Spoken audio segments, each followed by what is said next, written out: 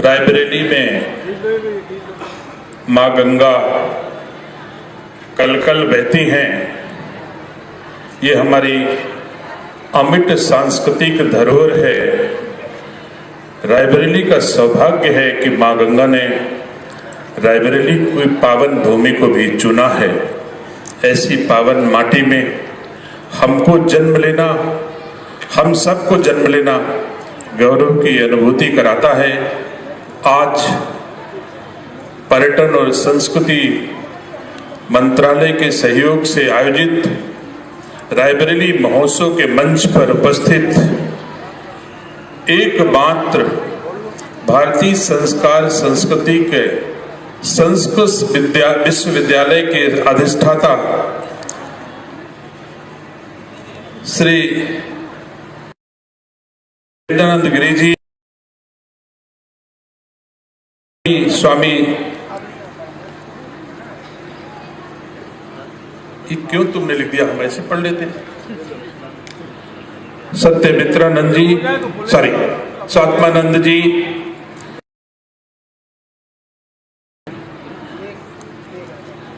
श्री रामबचन दास जी, श्री लक्ष्मण दास,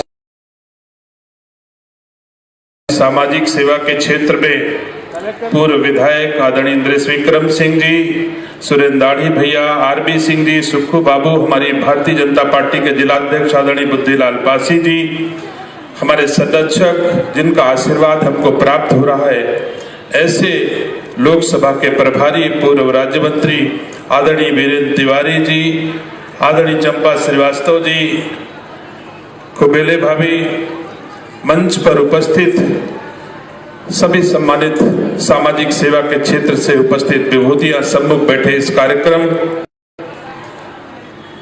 की शोभा बढ़ा रहे रायबरेली के सभी सम्मानित नागरिकगण, कार्यक्रम के संचालक ने मुझे मुख्य अतिथि के रूप में आमंत्रित किया। सम्मानित साथियों, दरी बिछाने से लेकर के साफ सफाई टेंट लगवाने तक जो आदमी काम कर रहा हो वो मुख्य अतिथि तो नहीं हो सकता। मुख्य अतिथि तो सब कुछ बढ़िया बढ़िया तैयार हो, उसके बाद मंच पे आए उद्बोधन दे, उसे मुख्य अतिथि अब तक हम मानते थे। लेकिन मैं 1:30 बजे रात में इस कार्यक्रम स्थल से गया हूं और 3 महीने से लगातार इस कार्यक्रम को करने के लिए प्रयास कर रहा हूं। उत्तर प्रदेश के तमाम जनपदों में जाने का अवसर प्राप्त होता है इन संतों गुरुओं के आशीर्वाद से। जब मैं वहां के जनपदों के महोत्सव में, स्थापना दिवसों में जाता था तो मुझे लगता था कि हमारी रायबरेली में क्यों नहीं हो रहा। मैं इसकी चिंता करता था। रायबरेली की स्थापना दिवस के बारे में तमाम अभिलेखी साक्ष्यों को खोजता हुआ, राजा महाराजाओं की चौखट पे देखता हुआ कि कहीं से कोई चीज मिल जाए।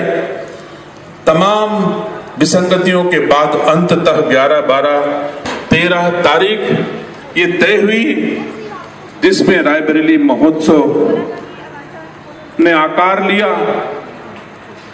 और संतों गुरुओं ने आकर के इस कार्यक्रम को आगे बढ़ाया, आशीर्वाद दिया। मैं उम्मीद करता हूं हमारा ये कार्यक्रम सफल होगा। निसंदेह जैसे मोदी जी और योगी जी अयोध्या में, भारत में पूरा वातावरण राममय करने के लिए प्रयत्न कर रहे हैं, वैसे ही रायबरेली में मेरा भी प्रयास है कि हमारी रायबरेली भी राममय हो जाए, भारतीय संस्कार संस्कृति मजबूत हो जाए, पीढ़ियों में हमारी रायबरेली की सांस्कृतिक विरासत, रायबरेली का गौरवशाली इतिहास हमारी पीढ़ियां समझें। गर्ग ऋषि कौन थे, गोकर्ण ऋषि कौन थे, डालब ऋषि कौन थे, आस्तिक मुनि कौन थे, राणा बेनी माधव, आचार्य महावीर प्रसाद द्विवेदी, बीरा ऐसे लोग कौन थे। अगर ऐसे आयोजन नहीं होंगे तो आने वाली पीढ़ियां हमारी सांस्कृतिक विरासत को खो देंगी। इसलिए अगले लोगों में भारतीय संस्कार संस्कृति मजबूत होता रहे, इस उद्देश्य को लेकर के ये कार्यक्रम आयोजित हुआ। मुझे खुशी है कि गुरुजी देवेंद्रनाथ गिरी जी, आदरणीय स्वात्मानंद जी ने निसंदेह इसको वो स्वरूप दिया। मेरी आशा के अनुरूप रायबरेली राममय हो, ऐसा स्वयं स्वात्मानंद जी ने, देवेंद्रनाथ गिरी ने अपने मुखार बिंदु से ऐसे वचन कहे। मुझे अब उम्मीद है कि हम रायबरेली को राममय बनाने में सफल हो जाएंगे, इसमें कोई दुराय नहीं है। मैं उम्मीद करता हूं आज हमने जो रायबरेली महोत्सव के रूप में एक नींव डाली है, हम रहे न रहे इस जनपद में, आगे आने वाली पीढ़ियां इस नींव पर हमेशा भवन बनाती रहेंगी और हमारे सांस्कृतिक विरासत का एक स्वर्णिम महल बनकर के रायबरेली तैयार होगा। इस आशा से आज रायबरेली महोत्सव का यह नींव में फाउंडेशन डे, ये नींव रखने का काम कर रहा हूं कि रायबरेली की सीमा के बाहर केवल 3 व्यक्तियों को न्योता दिया है मैंने, और किसी को बुलाया नहीं। मैं जानता था कि बहुत सारे अभी शाम को बड़ा कार्यक्रम होगा, कई हजार लोग यहां आएंगे।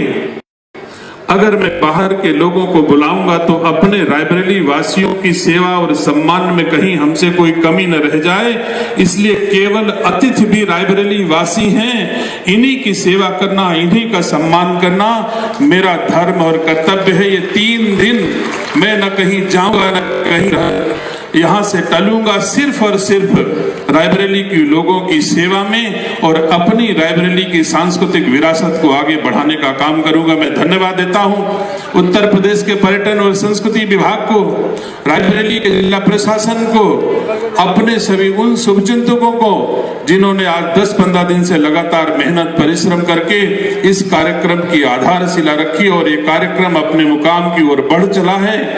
तमाम रायबरेली के नागरिक जो हमारे शुभेच्छु हैं, भारतीय जनता पार्टी के बहुत सारे कार्यकर्ताओं ने मुझे अपनी शुभकामनाएं दी, हाथ बटाया, इसके लिए भी मैं आप सबका बहुत बहुत धन्यवाद देता हूं।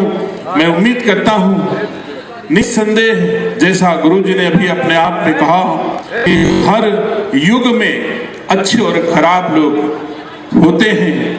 आज भी भगवान श्री राम का भव्य मंदिर बन रहा है, किस रूप में देशवासियों की आस्था का विषय है, लेकिन कुछ लोग उसमें भी अपना वैसा निगेटिव एस्पेक्ट, नकारात्मक सोच वहां भी तक पहुंच रही है। तमाम लोग इसकी भी निंदा।